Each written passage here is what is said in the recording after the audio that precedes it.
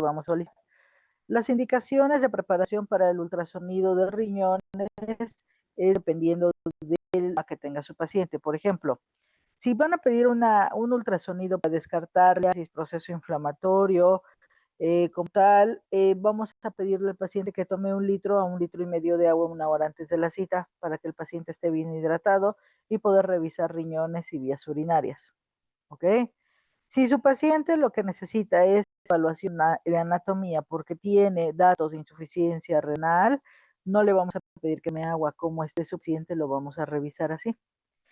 Y si lo que necesita su paciente es una evaluación porque está en protocolo de hipertensión, es decir, es un paciente joven que cursa con hipertensión descontrolada, entonces lo que vamos a hacer es pedirle un ultrasonido Doppler renal a donde voy a evaluar las características anatómicas de los riñones y descartar que tenga una patología obstructiva que condicione compresión de las arterias renales. El ultrasonido que le voy a revisar, le vamos a revisar la forma, el tamaño de los riñones, grosor del parénquima, la relación corteza-médula, las pirámides, los cálices mayores, las características y grosor del parénquima y el seno renal. Aquí punto importante, porque si yo encuentro calcificaciones en el seno o ilio renal, son litiasis, pero si las calcificaciones las encuentro en el parénquima renal, se llama nefrocalcinosis. El otro estudio que voy a solicitar se llama tomografía, existen o urotomografía. La urotomografía sí es para búsqueda de litiasis, para búsqueda de piedras, y la urotomografía con contraste se tiene que realizar en pacientes que tienen tumores generalmente, o quistes o alguna otra alteración, pero no por piedras. ¿Sí? Si yo le voy a administrar, hacer el estudio invasivo, solamente le pido que tome 1,5 litros de agua 1 hora de la cita para poder hacer la evaluación de los ureteros. O si mi paciente, la situación en primer lugar, en ayuno, 6 horas, tienen que pedirle creatinina seca, valoración del funcionamiento renal. ¿Por qué? Porque el medio de contraste puede afectar a los riñones cuando el paciente ya tiene una alteración previa. Número 3. ¿Qué otra cosa? A este paciente, si toma metformina, le voy a suspender la metformina 2 días antes y 2 días después del estudio. ¿Por qué? Porque la metformina puede causar daño renal o agudizar el daño renal. Número 4. Al paciente hay que hidratarlo un día antes, el día del estudio y un día después. ¿Por qué? Porque el medio de contraste es viscoso, tiene una viscosidad mayor que la sangre, es espeso y entonces al administrarlo en ocasiones, si el paciente está hidratado, me va a presentar el paciente no reacción alérgica, sino efectos adversos al medio de contraste que son diferentes a las reacciones alérgicas. ¿Ok? El efecto adverso puede ser náusea, vómito, ¿sí? Y la reacción alérgica es cuando tenemos ronchitas, urticaria, comezón, ¿vale? Entonces son totalmente diferentes. Dentro de las patologías que vamos a encontrar, esas no van a ser como tal patologías, pero pueden ser variantes anatómicas, hipoplasia renal e hipertrofia. Generalmente estos van de la mano. La hipoplasia son riñones chiquitos de características normales y la hipertrofia son riñones grandotes de características normales. Existe otra patología que es una variante anatómica, que es una duplicación del sistema colector, que puede ser completo o incompleto. El completo es cuando llegan las dos porciones del uretero hasta la vejiga, y el incompleto es cuando se fusionan en el tercio superior, en el tercio medio o en el tercio inferior del uretero. Hipoplasia renal y nefromegalia compensadora. Generalmente estos son de tipo congénito. Tenemos otra patología, esta es una fusión a nivel del tercio distal. Hay otra patología que no voy a ahondar mucho en esto, pero tal vez recuerden cuando vieron embriología que había una alteración en la rotación y ascenso de los riñones y era una mal rotación, ¿ok? Esto como tal es variante anatómica únicamente. Existen otros tipos de alteraciones que se llaman lobulaciones fetales y que en ocasiones cuando no tiene tanta práctica el médico que realiza el ultrasonido, puede decir que esto es una lesión tumoral cuando en realidad es una lobulación, un lóbulo extra, ¿sí? Eso es normal. Estos son los quistemples, ¿vale? Entonces hay que tener precaución con esto. ¿Qué Tenemos otra lobulación patología. era? ¿Manda? ¿Qué era la ovulación? ¿Un lóbulo extra?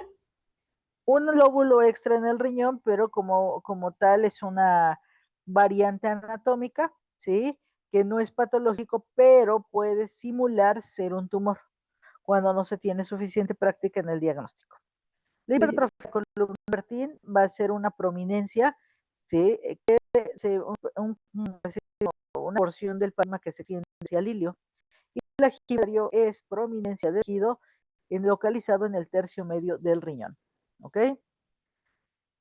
Muy bien, vamos a empezar con patología infecciosa. Recuerden que la patología infecciosa, la más frecuente va a ser la pielonefritis aguda, son de tipo ascendente, empiezan con una cistitis y posteriormente por ascenso o reflujo tenemos complicaciones de procesos inflamatorios. Generalmente el ultrasonido es normal, pero si viéramos cambios por ultrasonido veríamos que hay un aumento de tamaño, un aspecto hipoecoico en el parénquima, compresión del seno renal, ¿sí? Hay pérdida de la diferenciación y las pirámides o cálices menores están dilatados. Y cuando el paciente se complica y empieza a formar absceso, podemos tener presencia de gas. Ahora, el ultrasonido puede mostrarnos esos cambios, ¿sí? Pero no ser francos. ¿Dónde voy a ver mejor? Voy a ver mejor en la tomografía, que puede ser en fase simple y contrastada, porque ver que el riñón se ve de mayor tamaño y un aspecto de tener parénquima va a acentuar cuando yo administro el medio de contraste. Recuerden que en la serie aorta es donde la presencia del contraste para una fase simple o contrastada. Y ese aspecto heterogéneo del riñón, del parénquima, es el que me va a indicar si hay proceso de alteración de proceso inflamatorio o es un riñón normal. Normalmente así son los riñoncitos. Al ser aspecto heterogéneo, no sé que hay un proceso inflamatorio. La principal complicación o la más frecuente son los abscesos renales, que no es más que una colección de material seropurulento y es con frecuencia visible en el paciente que es diabético o que tiene datos de obstrucción. ¿Ok? El absceso por ultrasonido va a ver como una imagen de aspecto líquido con ecos finos de bajo nivel que pueden estar localizados dentro del parénquima o bien dentro de la cápsula. Recuerden que los riñones van a estar dentro de sus fascias, de dos fascias, determinar y evitar que esto se disemine, ¿ok? Entonces, cuando yo administro el contraste, puedo identificar que hay un aspecto una colección heterogénea en este que está por detrás del riñón. Comparativamente vemos este riñón, que es un riñón pequeñito con adelgazamiento del parénquima y bordes lobulados, lo cual me indica que es un proceso inflamatorio crónico o ya datos de nefropatía. La imagen puede ser totalmente heterogénea, como en este caso, darnos aspecto inflamatorio, pero ver la colección en alguna zona, ya sea en el tercio medio o en el inferior, pero que es una imagen de aspecto heterogénea. La cistitis infecciosa es de las patologías más frecuentes en donde inicia el proceso inflamatorio ascendente, vamos a tener engrosamiento de la mucosa, edema, disminuir y con mucha frecuencia la orina residual.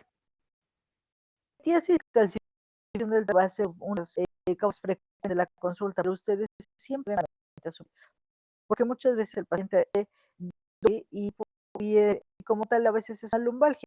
No está mal con un ultrasonido para buscar litiasis, pero las litiasis para que yo le por el ultrasonido debe de tener ciertas características. En primer lugar, dentro de sus componentes al calcio, ¿sí? Que si no hay componente oxalato de calcio no van a ser valorables sin medir milímetros, ¿ok? Y estar en el seno. Cuando hay tres lugares a donde se van a cuando el riñón hacia la vejiga, va a ser el número 2 al ureter con los ciliacos y el número 3 donde es la unión uretero-vesical. ¿Ok? Clínicamente su paciente puede tener datos de dolor, puede tener hematuria, ¿ok? Pero es una imagen ecogénica redondeada, renal que mida más de 5 milímetros, que es característica de las piedras y las que tienen